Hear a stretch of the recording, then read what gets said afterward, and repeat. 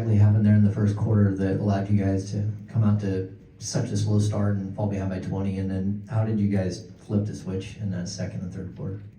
I think they hit us first. I mean, offensive rebounds, layups, and they scored 76 points in the paint. I think they're number one or number two in points in the paint, and then number one in fast break points this year. So we knew how they played. We knew what they were going to try to come out and do, and we didn't stop it. Like, obviously 21 is not a great quarter, but if we're better defensively, we might only be down, 8, or even if we gave a 30-point quarter, you're down 9. So 41 points in a quarter is way too many for anybody.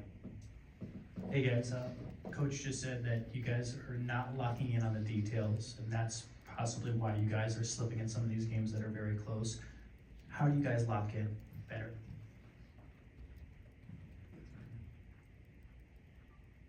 How we lock in better? That's a hard question, bro. It's just on us, really. Just be locked in from the get-go. Can't really say what we can do better. We just got to be locked in from the jump ball on those things he said, like boxing out, getting on the floor for loose balls, getting rebounds, second chance points, not fouling, things like that. We just got to be on our toes from the get-go instead of letting them put us on our toes. With those 76 points in the paint for Denver, 50 of them in the first half, just how did you guys feel like? What aspects of the details there do you feel like needed to be cleaned up? Oh, I mean, I think a lot of it was physicality. We started hitting guys, and it starts with guys on the ball, and then in the back line, letting Aaron Gordon get too deep. Once he gets 2 feet in the paint, there's nothing you can do about it. Or if Jokic gets 2 feet in the paint, there's nothing you can do about it. So just trying to be able to hit them before they're able to get that deep, helps our defense tremendously. And if we could have kept them on pace for 50 points in the paint, like, we probably win this game by 10, 15 points. But we were really bad in the first half. We ended up fighting back and giving ourselves a chance to win, and we didn't execute down the stretch. Malik, what was the mindset in the second half? You were down by, I think, 23 at a certain point, carried that momentum. Like, what was the mindset in the second half, and how did the game kind of start to change for you guys? We started doing those little things and hitting them guys first. Then we missed a lot of shots in the first half, obviously. Then they started falling. Once we started hitting those guys, getting stops, we knew they didn't want to get back on defense, but we didn't get enough stops to get out in transition. I feel like that would have won us the game too. So, yeah, we just started hitting them first and being way more alert on the defensive end, and that's when we got back in the game. Fellas, Mike just talked about the back cuts. He was like, just the most back cuts that you guys got, probably all season. Was that due to just a lack of communication, or what do you think? No, I mean, like you said, it's alertness, it's being locked into all the details. I mean, I think they're last in three-point shooting this year, and they're first or second in points in the paint. And when Jokic catches the ball, everybody on the team is going to either screen or cut. So you have to make them go up the floor, make them cut through your body. And like I said, at the beginning of the game, we weren't doing that. Everything was too easy. They were free-flowing, and they got whatever they want in the paint. But being able to tighten that up in the second half definitely worked wonders for us. And that's a big reason we were able to get back in the game and even get the lead up to, I think we're up double digits at some point as well. So just having to, we talked about doing that for, full 48 minutes. I think we did a great job for 24 minutes, but those other 24 minutes and a half.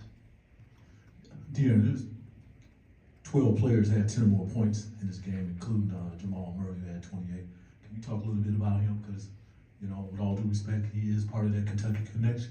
Yeah, I mean, we've been seeing Jamal since we were in middle school, so he's always been that type of player. Obviously, he's one of the key pieces to them winning the championship. Just him being able to battle back through the injuries that he's dealt with is always great to see. Obviously, not great seeing it against us, but it's always great to see a guy that you kind of grew up with playing well, at this high of a stage.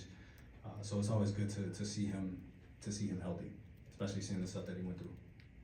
Fox, you've talked before about a 20-point lead in the NBA isn't the same as it used to be. It's easier to come back. It seems like when you guys do fall down by that 15, 20-point mark, a gear is flipped.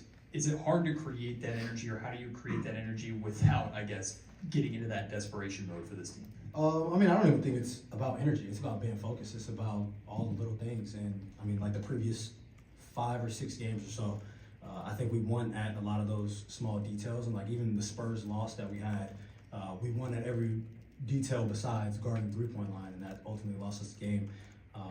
But if you're able to lock in on those little things, like obviously you're not always gonna have the highest amount of energy, playing 82 games a year, but if you're able to win the free throw battle, win the offensive rebounding battle, win the turnover battle, you give yourself a chance to win. Like I said, in that first half, they ended with 15 offensive rebounds, which isn't absolutely horrible, but I would assume like 9 were probably in the first half, and probably 6 were in the first quarter, and that's when they got that lead. So you have to be able to clean that up, even if it's just for 4 or 5 minute stretch where you can kind of alleviate that type of pressure.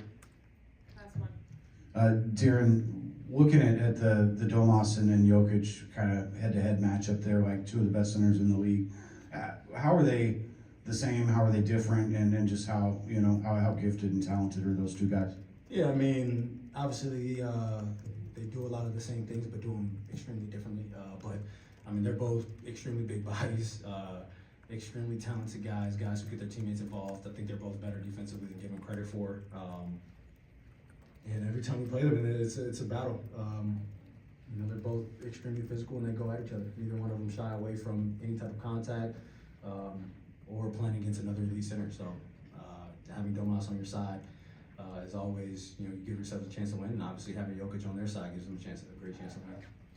Thanks, everyone.